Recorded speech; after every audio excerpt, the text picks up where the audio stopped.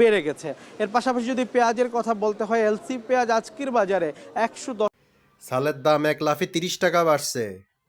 ছোলা হইতে শুরু করে সব কিছুর দাম তো এখন আকাশ ছড়া দাম।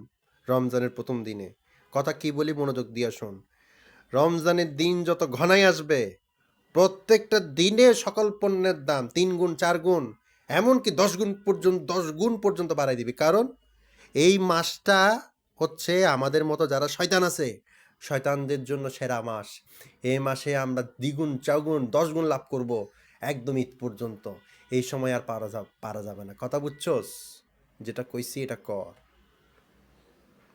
এই যে যারা এই ধরনের এগুলো কারসাজি করে দাম বাড়াইছেন, তারা 10 গুণ ভাবে টাকা কামাচ্ছেন, ঠিক আছে, কিন্তু এই টাকাগুলো কোন দিক দিয়ে যাবে আপনি কল্পনা করতে পারবেন না। বিভিন্ন ধরনের বড় বড় অসুখ, পারিবারিক বড় বড় সমস্যা, আপনার চোখে ঘুম থাকবে না, টাকা আসবে কিন্তু ঘুম থাকবে না। সাবধান হয়ে যান, বুঝলে বুঝে